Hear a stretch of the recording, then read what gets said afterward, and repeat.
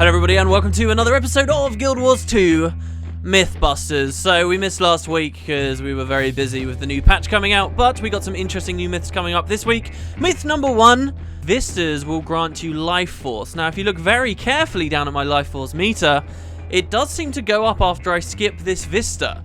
This is something I saw online, it was pretty interesting. It does seem to be going up.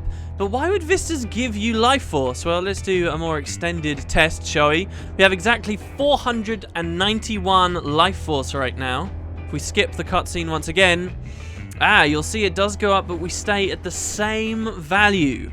It's not actually true, and just to put the nail in the coffin, I've seen this commented on many times before that they give you life force. We'll go to 0 life force. We'll pop out a vista here. We'll give it a skip, and you'll see we stay at 0. It would have been interesting, but unfortunately, it's not true. Myth busted. Myth number 2 is that you can grow around about 4 times the size of your normal character. So here I am in my testing lab on my largest character, the biggest Norn you can make in the game, next to some progeny for scale. What we're going to be doing here is looking at 2 specific items. Now, Rampage, the Warrior Elite, could do this too. Number 1 is the Growth Tonic. As you can see here, this is purchasable in Blaze Ridge Steps from the Ogres. Pretty awesome tonic. It's very expensive though, about silver each, and eventually they will run out. Makes you damn huge, right? The other item we're going to be looking at is the Valentine's Day chocolate box, available in the gem store a little while ago. One of them shrinks you down tiny, and the other one makes you really big. So here's the question. Can you combine both of these to become some absolute enormous giant? Well, first what we'll do here is we'll use our growth tonic to make ourselves really big. Then we'll pop our Valentine's Day chocolate box. Now the order does matter here, but we'll be very big here as you can see, and all we have to do is pop this.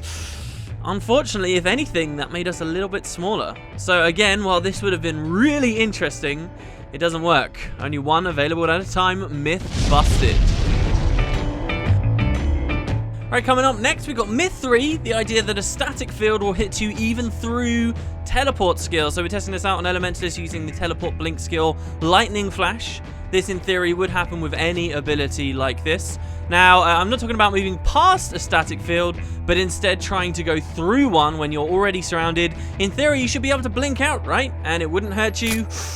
Well, unfortunately, as you can see there, we still get hit, we still get stunned, and we're going to take the damage from that. Funnily enough, back when Lightning Flash used to be a stun break, this would still happen. So you'd have to be very, very cautious. Here's another test as well. From an alternate perspective, what about blinking into the inside of a static field? Again, not touching any of the red circle. My friend here still gets stunned. Pretty OP skill, goes through a lot of stuff you wouldn't expect. Myth confirmed. Myth number 4. This is that using tonics while you're defeated, maybe a revelation in itself for you guys, can actually reveal special animations you wouldn't have seen before. So here I'm a golem. You can buy these from a vendor in Ore nearby where we're testing here. And if you are revived as a golem, what do you know? You get kind of this crazy different animation effect. This will play for pretty much all the golems in the game, but it's so rare to see them be revived. Usually they're just dying. It's a fantastic animation you wouldn't usually see. You can test it out on all kinds of things, see some cool stuff. Myth confirmed. Myth number 5 is the idea that one of the Costume Brawl skills, Costume Brawl's not supposed to affect anything else in the game aside from Costume Brawl, will actually help you deal damage in dungeons, in World vs. World, wherever you like. So we're looking here at the Chef costume, was on sale a little while ago, and in particular the skill 5 here that summons yourself a sous chef. Many of the different outfits have got something like this. The witch's outfit can give you a cat. Well, this sous chef is pretty nasty. You just saw him throw his knife there and cripple the enemy, and he'll actually apply bleeds, as you can see here. He's down squishy, and I'm unable to keep him alive, but the guy will stack almost upwards of 15 bleeds all on his own. Pretty powerful stuff. Myth confirmed.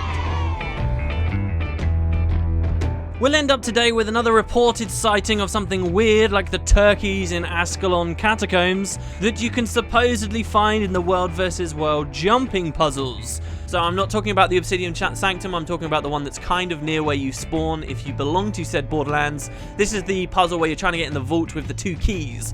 Well, instead of going the normal route and jumping over onto that platform on the right, what if we just wing it and try and ride the lightning there into this wall of vines? Turns out there's a safe spot here that you never would have been able to see. Very difficult. And as we turn around, what do you know?